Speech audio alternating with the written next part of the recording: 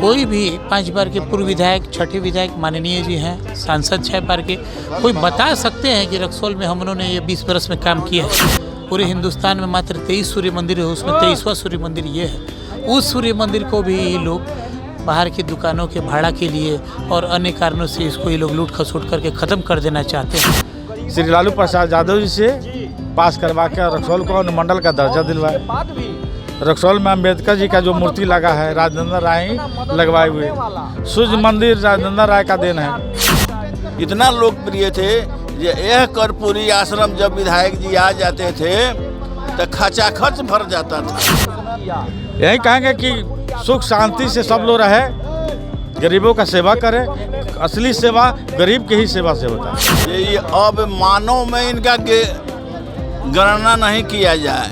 ये रक्सौल के लिए महामानव थे और कभी भी अन्याय का बात वो नहीं बोलते थे। जब भी बोलते थे तो न्याय प्रिय बात बोलते थे, इसलिए इतना लोकप्रिय हुए थे। जरूर हमारे नेता श्री लालू प्रसाद यादव जी, श्री तेजस्वी प्रसाद यादव जी अगर हमको उस लायक समझेंगे तो चुनाव जरूर लड़ेंगे। मेरे पिता स्वर्गीय राजेंद्र राय जी का पुण्यतिथि है।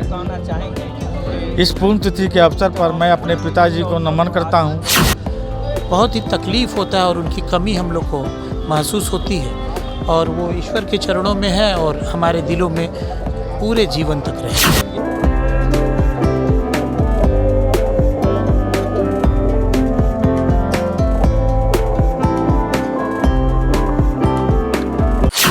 इस वक्त हम कर्पूरी आश्रम रक्सौल में है और यहाँ पे रक्सौल विधानसभा के पूर्व विधायक स्वर्गीय राजेंद्र राय जी का 13वीं पुण्यतिथि मनाया जा रहा है। आपको बता दें कि शहर के बहुत सारे लोग पहुँचे हुए हैं तो बड़े धूमधाम से इनकी पुण्यतिथि मनाई जा रही है।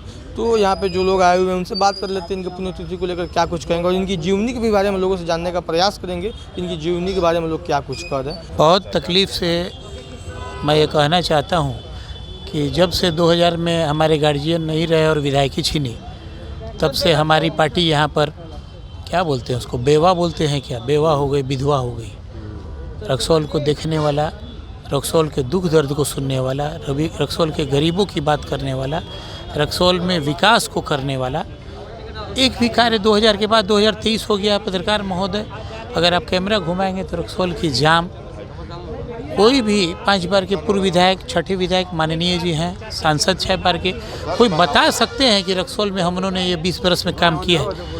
हमारे जो विधायक थे राजेंद्र राय जी, उनके द्वारा रक्सौल में जो किया हुआ काम है, एक वो सूर्य मंदिर जो रक्सौल की शान हुआ करती है। पूरे हिंदुस्तान में मात्र 23 सूर्य मंदिर है, उसमें 23वां सूर्य मंदिर ये है। उस सूर्य मंदिर को भी ये लोग बाहर की दुकानों के भाड़ा के लिए और अन्य कारणों से इसको ये लोग लूट खसोट करके ख़त्म कर देना चाहते हैं।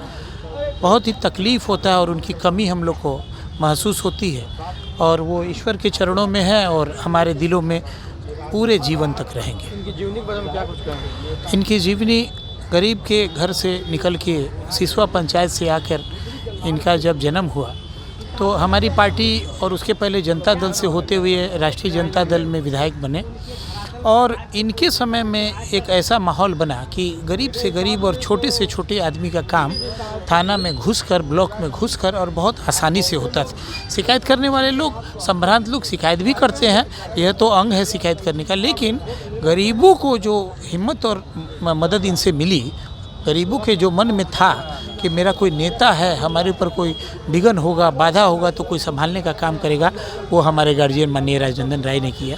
और हमारी पार्टी भी पिछले 23 वर्षों से जो ये हारने का जो परेशानी ये देखते जा रही है, अगर ऐसे एक नेता हमारे बीच में रहते या अभी होते तो मैं समझता हूँ कि ऐसी स्थिति हमारी पार्टी की भी यहाँ नहीं होती। रक्सौल विधानसभा वासियों को क्या मैसेज देंगे? रक्सौल विधानसभा वासियों को मैं यह मैसेज देना चाहता हूँ कि उनके जो दिखाए हुए पदचिन्ह थे, उन्होंने बार बार सबों से कहा था कि गरीबों की सेवा करना है, गरीबों का उत्थान करना है, गरीबों का शोषण नहीं करना है और जहाँ तक हो सके समाज में विकास करने का काम करना है।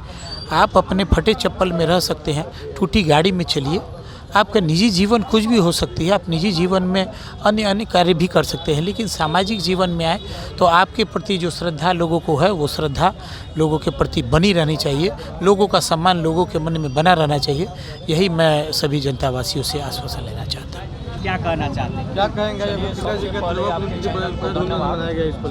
आज 13 दिसंबर 2023 को मेरे पिता स्वर्गीय राजनंदन राय जी का पुण्यतिथि है। इस पुण्यतिथि के अवसर पर मैं अपने पिताजी को नमन करता हूं। साथ ही रक्सौल वासी को यह कहना चाहूँगा कि यहाँ मेरे पिताजी के बाद जितने लोग विधायक बने सिर्फ जुमलेबाजी पर विधायक बने। कम से कम वह लोग मेरे पिताजी से सीख लेना चाहिए कि जो राजनंदन राय गरीबों के लिए किए, पिछड़ों के लिए किए, दलित के लिए किए, अल्पसंख्यकों के लिए किए, आज तक नज़र उठा के लोग देख ले। अगर वैसा कोई विधायक किया हो तो आपके सामने नज़र आएगा।